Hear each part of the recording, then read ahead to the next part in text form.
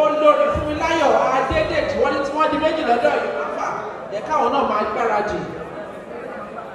Àti bàbá mi àgbà, bàbá mi, ọ̀gá mi, èèyàn mi pàtàkì, High Chief Abe Fagboro, Chief Odoka of Erigion Kingdom.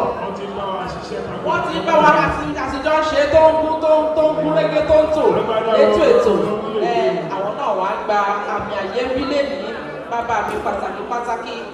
Bákan náà ni bá ní Pastor Fosto orúkọ ìlágbára. Ọlọ́run ni ò jẹ́ kéyìn mi ó ya jábọ́. Inspector Mojísọ́lá ọmọ wa ẹ̀ máa bọ̀ lókè. Bẹ́ẹ̀ ni òkè báyìí náà lè mú ro sí. Àsìkò ti jó a máa pè wọ́n lọ́kọ̀ọ̀kan èjèèjì bó bá ṣe jẹ́ láṣẹ máa pè wọ́n. Tó wá nílò àkókò yìí láti kí ọ̀gá mi, èèyàn mi pàtàkì. Ti bá pè wọ́n máa ní Ifá kálẹ́lúyà là ń pè wọ́n. Èmi náà tí wọ́n bá wọn fi fún pé ọ̀pẹ̀lẹ̀ gan òun náà ń ké òsánà gbogbo wọn pátá wọ́n jọ ń ṣiṣẹ́ fÓlúwa ni. A pe arákùnrin náà tó ẹ̀tì kan pé mi ẹ máa bọ̀ ọ́. Arákùnrin tí wọ́n máa bá wa gbé ife ẹ̀yẹ fún Inspector Mojísọ́lá ọmọ wa. Ayé ló tọmọ sọ kúrú kẹsẹ̀ ìgbàwọ́ kìrìsì. Ẹgbẹ́ ife ẹ̀yẹ tí ẹ máa bọ̀. Ẹ máa bọ̀, wọ́n ti ń bọ̀. Àwọn àǹkà ni wọ́n ti ń bọ̀. You're watching World TV. Kindly subscribe to our YouTube channel for more videos. Click on the subscribe button and the bell beside it. This will notify you once we drop a new video. Thank you.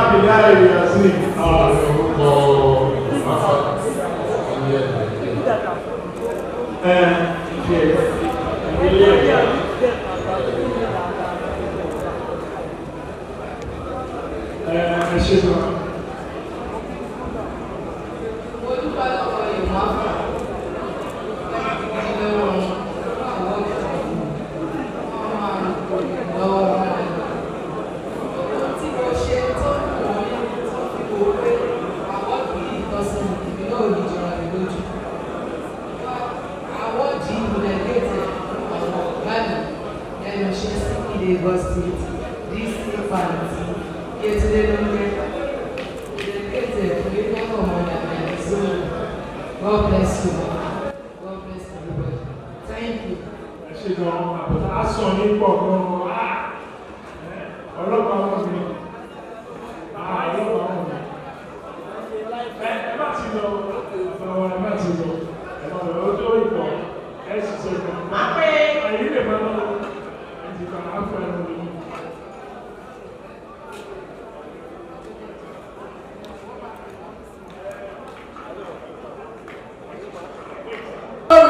Fúnmiláyọ̀, Ọlọ́run fi àwọn ọmọ olóríire mẹ́fà ó fi jíǹkì wọn, wọ́n sì ṣe takuntakun láwùjọ.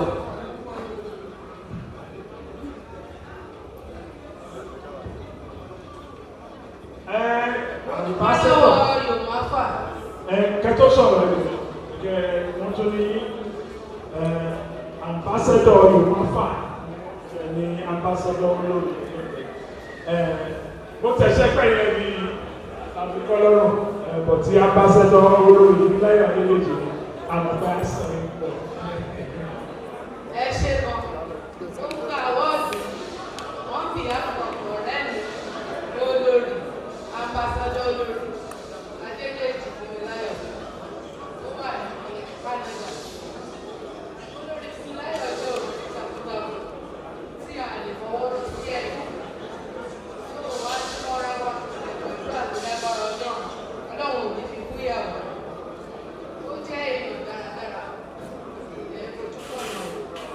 Ó dẹ̀ jẹ́ ẹni tó pé èèyàn mọ́ra. Àwọ́ọ̀dù yìí ò tọ́ sí. Àwọ́ọ̀dù tẹ́mi fúnra mi gbà on behalf of the Lord. So, ó jẹ́ èèyàn pàtàkì ní Canada. Ó ń ṣe ọmọ Yorùbá tó sọ ilé nù rárá. Nítorí ìyàwó fẹ́ fẹ́ bá mi fún ọ ní àtẹ̀wọ́ ìyàpsẹ̀. Ẹ̀rọ wọn látẹ̀wọ́. Adéléjì Fúnmiláyọ̀ bá mi rán. Báwo ni yóò fẹ́ pọ̀? Ó ti pọ̀.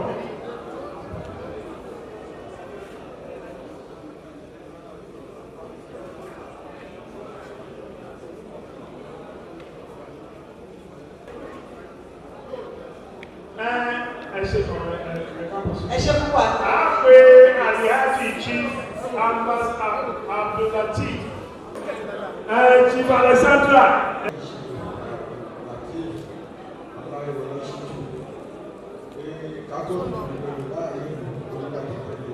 Ọlọ́run nígbà wà lọ́wọ́ látara Ọlọ́run èyí ni ilé ìjẹta àti ìwà rírí tí ẹ ṣí tọ́mọ ọmọ ìwáfà àti ọmọ aláyé pẹ̀lú orí látara Ọlọ́run àbúrò mi ti ẹni ní lórúkọ àyà ẹni tó ní lórúkọ gbogbo ọmọ tó tẹ̀lé náà látara Ọlọ́run àfẹ́sí náà ní kọ́ tó bá bẹ̀rẹ̀ gbogbo abáyé máa máa rírí bára ṣe.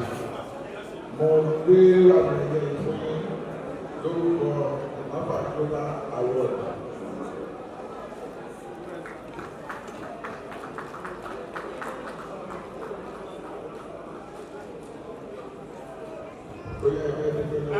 Àwọn ni life patron Yorùbá life gbogbo ilé ayé tí ilé ayé máa fi para ẹ̀ ní life patron. Ọlọ́run fún yín láti kúrò òkè ilẹ̀ máa lọ. Àdàmà arọ́wọ́ yìí máa ṣe ń ṣe lọ́dọọdún. Lọ́yẹ̀ sọ bí ló ṣe.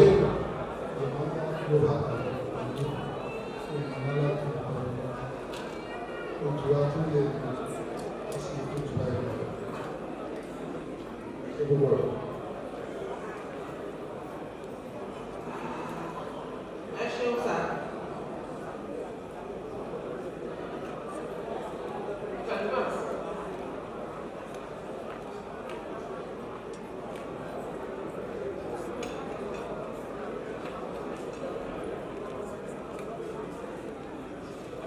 A pe arákùnrin Kẹ́hìndé.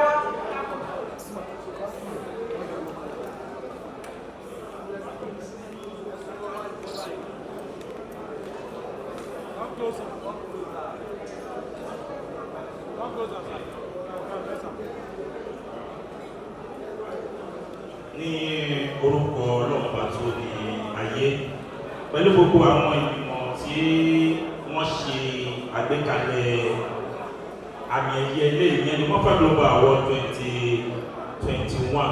Bọ́nà ni mo gbé àmì ẹ̀yẹ fún Bani Pastor Posto gẹ́gẹ́ bí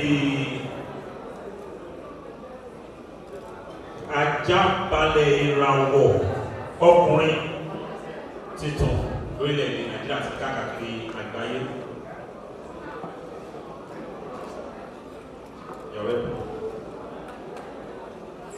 On behalf of myself, Bold Entertainment, mo ṣe ọpẹ́ fún Yorùbá Award. Fọ́fún wa ní ìrántí kan wà lórí iṣẹ́ náà. Mo dẹ̀ dúpẹ́ fún gbogbo ẹni tó support Yomafa award because tí o bá séèyàn lẹ́yìn ìrànwọ́ ọ̀hún ní dáṣe. Big up to everybody. I love you all. I dedicate this award to you. Thank you very much.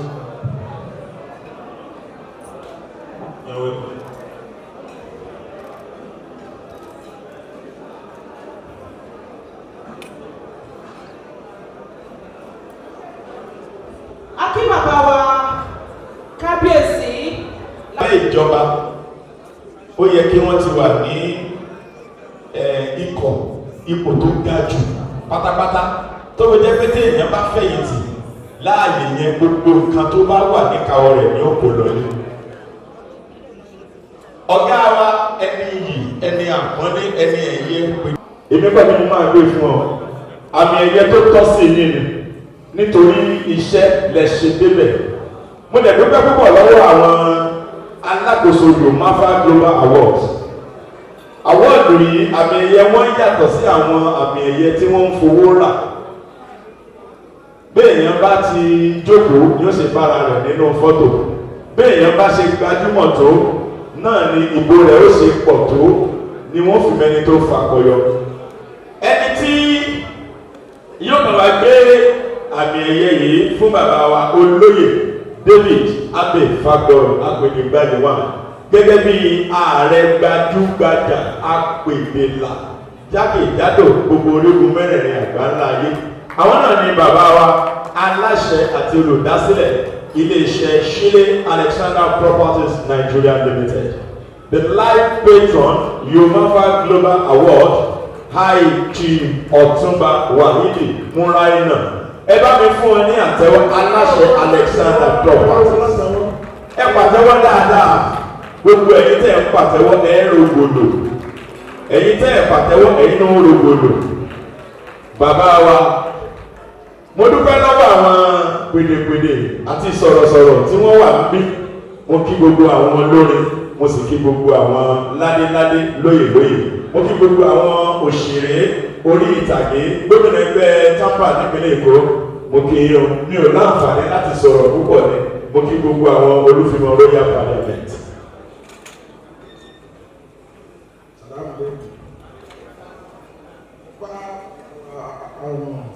David Abe Fagboro dúpẹ́ mo fẹ́ ṣe ìdúpẹ́ fún níwájú gbogbo ènìyàn lónìí torí lówùúrọ̀ Sunday tó máa ń ṣe tó bá jẹ́ bí gbogbo àwọn ṣọ́ọ̀ṣì wọ́n ṣe máa ń darí ọ̀rọ̀ ìjọ wọn nìyẹn kò ní sí ìwà àgàbàgebè tàbí ìwà apànìyàn tàbí ìwà arẹ́nìjẹ. Mo dúpẹ́ lọ́wọ́ wọn pé kí orí rédíò tí bàbá wa Abe Fagboro mi ṣe ó ti fi tún ìdílé tó pọ̀ ṣe. Pàápàá ìwé mi tí mo ń dúró tí mo ń bá yín sọ̀rọ̀ ní nǹkan bí ọdún kẹrin sẹ́yìn mo gbọ́ prógrámù ọkọ̀ tó ṣe pé kò dìgbà tí èèyàn bá ní 1 million kó tó bẹ̀rẹ̀ ilé. Mo ra ẹ̀kọ́ sẹ́gbẹ̀ẹ́ ilé tí mo ń gbé ilẹ̀ yẹn 3 acres ni. Ìgbà tí mo gbọ́ program ẹ̀ ní ètò pé tí bá ti ní 5 million máa bẹ̀rẹ̀ fẹ́ǹsì ṣùgbọ́n mo wá ní 450,000. Àárọ̀ ọjọ́ tí mo wá gbọ́ program ẹ̀ wọ́n sọ àwọn ìrírí ayé kan ń bẹ̀ pé òdìgbà tí bàbá ní 1 million kó tó bẹ̀rẹ̀ mo wá lọ fi 450,000 yẹn bẹ̀rẹ̀ mo fi bí ọdún kan àti àbọ̀ kọ́lé yẹn ìgbà tí mo máa ṣílẹ̀ yẹn ní 12 December tó kọjá yìí àwọn náà ló wá ṣe rẹ́fíìsì bẹ́ẹ̀. A ṣí ibi tí mo fi 450 bẹ̀rẹ̀ 450,000 ní o. A ṣí 3 bedroom flat mọ́kànlá a dẹ̀ ṣe duplex méjì lórí ọ̀rọ̀ wọn ló ta méjì òun ló fún mi níṣìírí láti padà níbi tí 450 yẹn bẹ̀rẹ̀ iṣẹ́ náà ò dúró títí tó fi débẹ̀ ọ̀pọ̀lọpọ̀ èèyàn náà ló fi jẹ́ bá àǹfààní bẹ́ẹ̀ nípa ilé wọn tí ẹ ti tò lágbára ọlọ́run ilé tí yóò ní dàrú nǹkan yóò ní dàrú ọlọ́run ò ní ṣe nílẹ̀ tó bá wọn pọ̀ tí lè kí ọlọ́run ò ní ṣe nílẹ̀ tó tún tẹ̀yọ̀ sí tiẹ̀ bàjẹ́ gbogbo ọmọ ìdílé jẹ́ tó ṣe mílíọ̀nù sí lọ́jọ́ sọ́ni agbára ọlọ́run tí yóò lè bàjẹ́ ẹ tó bẹ́ẹ̀ lò bẹ́ẹ̀ lọ tọ́ba tó fún yín ní àgbàdo tó bá yìí lọ ẹ tó bẹ́ẹ̀ ẹ tó bẹ́ẹ̀ lọ nídìí èyí mo bá yín dúpẹ́ lọ́dọ̀ ọlọ́run ẹ̀mí ààbò ẹ pẹpẹ ẹ ní tẹnugbójú jọ̀wọ́ lágbára ọlọ́run abẹ́rẹ́ bá bẹ̀rẹ̀ tájọ ṣe ọlọ́run máa tún ti ṣe lọ́nà láwùláwọ̀ lágbàdá alábẹ̀rẹ̀ fún ní àmì ẹ̀yẹ yìí lórúkọ Lumapa Global Award lágbára ọdún mẹlẹ́nu àwọn lórí ìgbà tó bá lóúnjẹ báàlẹ̀ àgbọ̀n mi kọ̀ọ̀kọ̀ tó kọ̀ọ̀kọ̀ lóúnjẹ báàlẹ̀ òdò ọlọ́run á tó ti ṣe ẹ̀yin náà lẹ tó bẹ́ẹ̀ ní ìpèdèpèdè.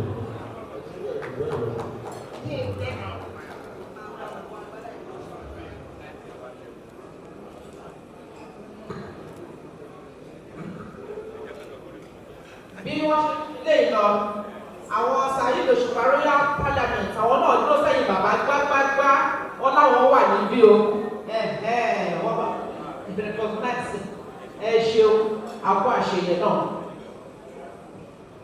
ní nítorí eléyìí ẹ ti di life patron Lumapa.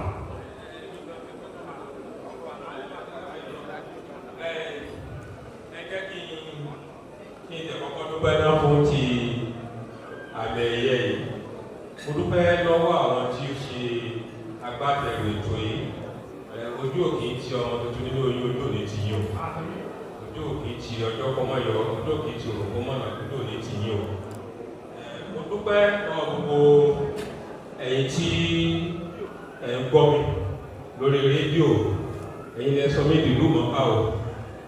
Ẹ̀yin lẹ sọ mí dìlú mọ́ká. Torí mo máa ń sọ àárọ̀ ọjọ́ Sunday gbogbo àwọn tó máa ń ṣiṣẹ́ lórí rédíò tó wà bí wọ́n á jẹ́rìí sí ẹni tí pòdúsà bá ń bínú sí tó jẹ́ pé wọ́n kàn fẹ́ fún lẹ́tà nínú bàjẹ́ ìsinmi òun náà lè fún láàárọ̀ ọjọ́ Sunday torí àsìkò yẹn aṣálẹ̀ ni ṣùgbọ́n nípa orí ọ̀fẹ́ ọlọ́run ọba ọ̀rọ̀ ó wá di nǹkan tí ó jẹ́ pé gbogbo èèyàn tẹ́tí gbọ́ nípa ètò tí ọlọ́run gbọ́wọ́ mi ṣe orí ọ̀fẹ́ ni mo rí gbà wọ́n mo lè dúpẹ́ lọ́dọ̀ ọlọ́run ọba bí bàbá wa ṣe ń jẹ́rìí sí ọ̀rọ̀ yìí ẹ̀rí rẹ̀ pé tí máa ń dúpẹ́ lọ́wọ́ àwọn ẹni bẹ́ẹ̀ ni ìbéèrè lórí ètò yẹn ẹ̀rí àwọn ìdáyà nílò jẹ́ra ìdáyà méjọ ìdáyà bẹ̀rẹ̀ níbi àwọn ẹni náà wà nù lé tí wọ́n ń gbọ́ gbogbo ètò yẹn mo rántí ìgbà kan gómìnà wọn nílò Èkó bàbá wa Fáṣọlá ó ní tí bàbá tó ní Fáṣọlá ó ní tí bá mọ àwọn tó ń gbọ́ ètò mi ó ní ìgbéraga gbèmí wọ̀ ó ní àwọn tó ń ní sísè tòmí láàárọ̀ ọjọ́ Sunday wọ́n ti bá mọ̀ wọ́n kí ẹ̀kàn pé wọ́n jọ kí n rí wọn báyìí pé táwọn tó gbọ́ ètò mi rèé ó ní ìgbéraga gbèmí wọ̀ láti ọjọ́ náà ni mo ti rẹ̀ sí ra mi sílẹ̀ pé mo sì fi chọ́ọ̀ kan tí mò ń sọ torí mo mọ̀ pé ọ̀pọ̀lọpọ̀ àwọn èèyàn gbọ́ bí àwọn bàbá wa yìí torí ìgbà tí bàbá wa yìí gbọ́ ètò yìí létà mẹ́sẹ̀ wá sọ fún mi mo dẹ̀ máa sọ gbogbo èèyàn gbogbo wa la láṣẹ lẹ́nu àtàrà wa ni ẹjọ́ bá mọ̀ tiẹ̀ lónìí gbogbo wa la láṣẹ lẹ́nu arábìnrin kan wà mí ìmọ́dọ̀ọ̀la ní màgbò 23 years ló fi wọ́mọ́ pẹ̀lú ìbínú ló fi sọ̀rọ̀ nígbà tó ń jọ lọ́wọ́ nígbà tí mo ṣètò lọ́wọ́ dẹ̀ gbé pọ̀pẹ̀ sí ìdí rédíò ó dẹ̀ bá lọ sọ̀rọ̀ pé ìwọ náà bá mi ẹ̀mẹ́ tó sọ̀rọ̀ yìí mo ń ṣètò lórí ilé aláyọ̀ ó ní jòkó ní pé gbogbo àwọn tó bá wá ọmọ kọ́ sàmì sábẹ́ àwọn ó dẹ̀ lọ tó dẹ̀ sàmì sí ìgbà tó kí ìbùtẹ́ tó yàn tó pè mí ó dẹ̀ bí méjì ó lóyún nínú oṣù yẹn ó dẹ̀ bí méjì ó ti wọ́n mọ́ for 23 years míì du aṣùfìlẹ̀ lórí o míì fọwọ́ ti lórí o míì mọ́ rí o mi ò rí rí o orílẹ̀-èdè náà mo ti ṣàdúrà o gbogbo wa la láṣẹ lẹ́nu kálukú ní kó máa ṣọ́ bó ṣe ń lo ahọ́n ẹ̀ ọlọ́ọ̀bá máa ṣọ́ wa wọ́ mo dúpẹ́ àgbọ̀lọ́wọ́ yín ẹ̀yìn òun àgbà torí gbogbo ọ̀gá tẹ̀yìn máa ṣe ní kọ̀rọ̀ èèyàn mọ̀ pé èèyàn ń wò ó ní gbangba mo dúpẹ́ ẹni tó kọ ìgbà gidi lẹ̀ fún mi nínú ìgbésí ayé mi lónìí ẹ ṣé pọ̀ o ẹ ṣé pọ̀ bàbá ilé ayé ọ̀bá yìí ọ̀rọ̀ wa dàbí arákùnrin tó ní kó lọ wọlé wọ́n ní ilé ìfowópamọ́ dáadáa o wá bẹ̀rẹ̀ sí ní lo àwọn àlòkù pákó òun náà fẹ́ jèrè tó ló fẹ́ rìtáyà ni nígbà tó kọ́lé ọjọ́ tó ló gba àwọn àlòkù oríṣiríṣi wọ́n ní wọ́n náà fẹ́ fún wọ́n fi kọ́kọ́rọ́ ẹ̀kọ́ kó máa lọ bí ọ̀run. nígbà tí ẹ ṣe àkọlé ilẹ̀ àpò ìlú kan náà kọ̀ wá ṣàkọlé tì í lórúkọ àwọn iléeṣẹ́ Yorùbá Fà tó ṣe àgbékalẹ̀ tó yìí mo dẹkọrẹ́tì yìí lónìí gẹ́gẹ́ bí last patron lágbàá ọlọ́pàá àkọlé ẹgbàá yìí ẹ̀ẹ́dẹ́gbà síkú ẹ̀ẹ́dẹ́gbà sáà ẹ̀ẹ́dẹ́gbà sáṣèjì ẹ̀ẹ́dẹ́gbà náà wà gbogbo kan yìí gbá ilé yá dé àwọ̀ ilé yá dé gbogbo kan ilé yìí abẹ́rẹ́ sí ilé sí ẹ̀ṣẹ́ kọ̀sà. Alexander property ṣe kó o nígbà ó bá yọ ẹ̀ṣẹ́ kọ̀. ẹ ṣe sà. ètò ọkàn sí. ọ̀gá mi ọmọ arógun ló bẹ́ ṣú ọmọ aríyárí ọmọ olókè méjì takọtabo lórí ọ̀rọ̀ aríyan ẹ ṣeun àdélébárí àrìnà kórè o ẹ ṣeun ẹ má ti lọ o ẹ fún ẹ ṣẹ̀ṣẹ̀ wọ́n ti lọ wọ́n ní yàtọ̀ àwọn ìlọ́kẹ̀ wọ́n ṣe máa bá wa mú. aláṣepé láti ìlú UK United Kingdom àwọn ni wọ́n ò gbé àmì ẹ̀yẹ fún ambassador Adébọ̀wálé Yusuf láti ilé-iṣẹ́ Radio Traffic. bákan náà ní kí Alhaji Basit Àkọ́lé Ànábì kí wọ́n máa gbáradì kó máa bọ̀ ní òkè bí kí o gbẹ kó máa lọ wẹ́rẹ́wẹ́rẹ́. It is the best music album àwo orin tó dára jù lọ. ìbà Ọlọ́run ọba ìbà gbogbo ẹ̀yin tẹ́ ẹ wà níkàlẹ̀ ọba aláyé ẹ̀yin ìyá mo dúpẹ́ mo ṣì wà lọ́wọ́ yìí o. adéwàlẹ̀ lórúkọ tèmi Yusuf lórúkọ bàbá tó bí mi lọ́mọ Yorùbá wí ìtàgé máa ní mi àrìnbẹ̀rẹ̀ bí ẹni ìgbẹ́dùn mo lẹ́gbẹ̀ẹ́ òdò mi action ló pọ̀ jọ lọ. pa second billing ni mo wà ní òwò voice bill mi o. àmọ́ pé onílé ajé wù wá. mo dúpẹ́ lọ́wọ́ Yorùbá Fà tí wọ́n fún mi ní award yìí. mo fi àmì ẹ̀yẹ yìí mo fi sọ ní iléeṣẹ́ Lagos Traffic Radio 96.1 FM. àti gbogbo àwọn olólùfẹ́ mi lórílẹ̀‐èdè Nàìjíríà nílùú Canada ní Amẹ́ríkà ní gbogbo tẹ́tí dìbò fún mi. ẹ ṣe mo dúpẹ́ o lágbára Ọlọ́run àti iná oníbàjẹ́ Yorùbá Fà pẹ́pẹ́ báyìí gbogbo ìṣòrí o pìrìpé lómi ọkọ̀ ọ̀dà dídà lọkọ̀ ọ̀dà ọkọ̀ kìí yí lágbára Ọlọ́run ọba ẹ̀mí dídànù láṣẹ ọ̀ṣẹ́ ẹ ṣe olùdúpẹ́. Lagos Traffic Radio 96.1. ó bá dàbí ẹni tó ra mọ́tò tí ò ní receipt certificate ìrẹ̀lẹ̀.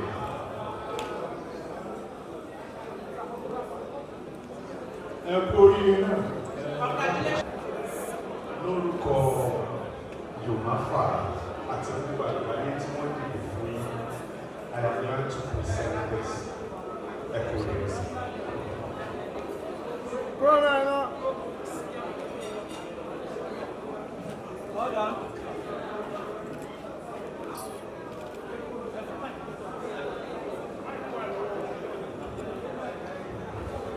ìdíje Ọlọ́run mo kọ́kọ́ kí ọba tó ń kọ́ra nípò mo kọ́ ní kí mo wá ní kọ́ra pé òǹkọ́ ní kí tánáwọ́ méjì sókè tàbí kí ti dúró ti mú lẹ́nu mo fi kí máa tún fòlùmọ́lẹ̀ máa kí torí pé ṣe ọwọ́ rẹ̀ fa kíkí òṣùbà mi bọ́bà olóríkì táwọn ayé kì láwọn oríkì tó fara mákàkì subhanaka rabbil ákì tabaraka wọn lẹ́la káríkì a'udhu bi rabbil falaki min sharri kulli káríkì mo ṣe tó Ọlọ́run lábí kí ọba tó tóbi tó dájú ní kíkí kábíyèsí Ọlọ́run òkí àtìbọ́rọ̀ Ọlọ́run ní mọ́kí mú gbóde ajagunṣẹ́gun tí kì í ṣe òtì adáni tó ní ní kì í panitì àdìmú àrùn ọba sáàtì ọba tó lákàtà tó tún lákìtì ẹ bá ló kú òye ọba tó kùtì ẹ̀dá ló kú Ọlọ́run ní gbòtì aṣọ ló ń ṣàrò orúkọ rẹ̀ sáàtì sẹ́kúndẹ̀ẹ́dì mọ́kí olùdóòtì bẹ̀ẹ̀tì ṣebí wọn kó bẹ̀ẹ̀tì láti gbogbo kọ̀ọ̀lẹ̀ láti láàyè mo bá dá láàyè jìbìtì tọ̀lọ̀bà tó ń dẹ́ni láàrẹ̀ mo bẹ̀ẹ̀tì ọ̀tá tó fẹ́ràn láàrẹ̀ lójú àti èmi á máa gbádùn lọ tí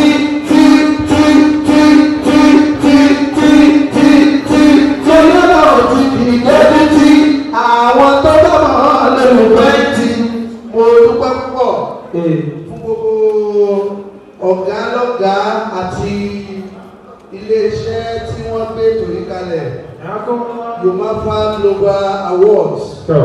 I say a very wonderful appreciation to all Yomafa Award in general. Award eléyìí ti tòní ni mo dedicate ẹ̀ fún ayé mi, bàbá mi, ọ̀gá mi, aṣáájú mi, olùtọ́ mi, olùrè mi, Fadilatu Sheikh Muhammad Muhyiddin Ajani Bello. I really appreciate Baba for his support. I really appreciate Baba for everything he has done so far in my life. Mo ní ìdúpẹ́ púpọ̀ lọ́wọ́ bàbá Olúwàsí Àgbáyé fún gbogbo àdúrótì ìfẹ́ gbogbo gbà fún ìtìlẹ́yìn wọn. Mo wá dedicate award yìí fún wọn àti gbogbo olólùfẹ́ mi lápapọ̀ tí ẹ jẹ́ olólùfẹ́ àpọ́nlé Ànábì, ẹ̀yin tẹ́ ẹ dìbò nínú gbogbo kàtígórìsì tí ó wà nínú tí a dìbò lọ́dún yìí. Mo láyọ̀ nígbà tí bàbá ń sọ fún mi wípé vóòtì àpọ́nlé Ànábì ló pọ̀ jù with over 5,000 people tí wọ́n vóòtì fún mi. Mo ní ìdúpẹ́ púpọ̀ fún ọmọ eléyìí lóore. Ẹ̀yin olólùfẹ́ mi mo dúpẹ́, mo dedicate eléyìí sí. Thank you very much. Ọlọ́run aṣọ ilé sọ̀rọ̀. Àmín. Eléyìí ni ìwé ẹ̀rí wípé àfilẹ̀ ẹ̀kọ́ rẹ̀.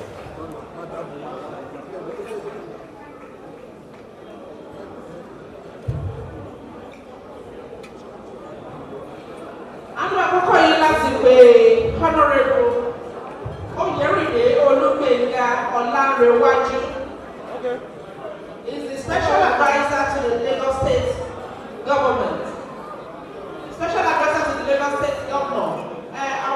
I want to see him in the Central Business District. Wọ́n wá gba àmì ẹ̀yẹ tí wọ́n báyìí. Àwọn fẹ́.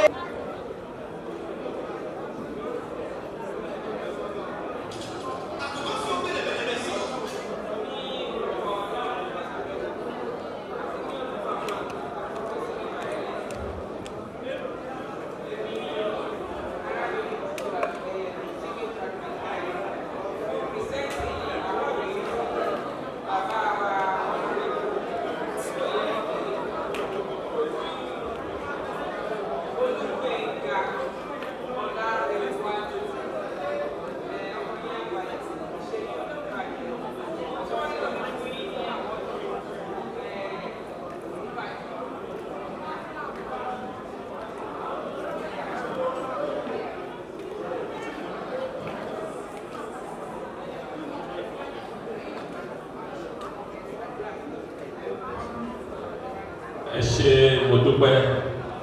Mo fi àkókò yìí ké àwọn organizer, àwọn Yomafa. Ẹ̀bùn award kan fún mi yìí ó jọ mí lójú gan. Ìdí rẹ̀ tí wọ́n fi fún mi àwọn ló yé. Ṣùgbọ́n mo nígbàgbọ́ pé nípa orí ọ̀fẹ́ Ọlọ́run Yomafa máa dàgbà sí ni. Wọ́n dẹ̀ máa tẹ̀síwájú ni.